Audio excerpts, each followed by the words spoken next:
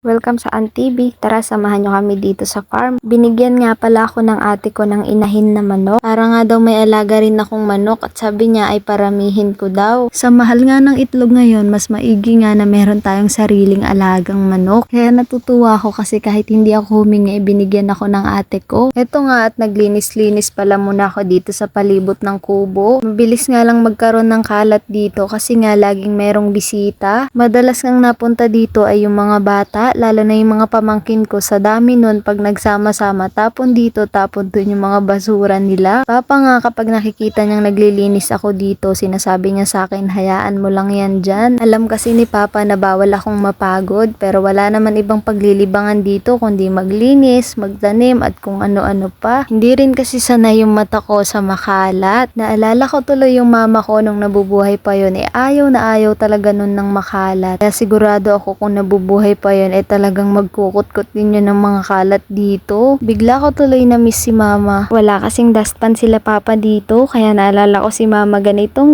talaga yun magdakot ng basura. Nung araw kasi hindi pa naman talaga uso ang dustpan. Ewan ko lang sa iba, basta kami noon wala kaming dustpan. O baka may mag-comment na naman dyan, sabihin kamay ang ginagamit sa pagdakot ng dumi. Ganito, ganyan, walang gloves. Nasa sa inyo naman yan kung paano nyo huhugasan ng maayos yung kamay nyo bago kayo humawak ng pagkain. Dito sa mundo, napakaraming mapanghusga, mas pinipili pa nilang trabahuin yung buhay ng ibang tao. O aminin mo, isa ka na dun. Uy, biro lang. Hindi ko na nga pala hinabaan itong video na to kasi nga hindi na kayang mag-edit ng mahabang videos itong cellphone ko na to. Bago matapos tong video na to, gusto kong magpasalamat sa lahat ng sumusuporta dito sa TV. 1.2k followers na nga tayo. Sobrang bilis lang. Hindi pa ganun karami pero sobra kong na-appreciate yung mga views nyo. Kasi alam ko kung gaano kahalaga yung mga oras nyo. Eto at naghanda si Papa ng nilagang sigarilyas ulam natin ngayong umaga. Tara, kain tayo.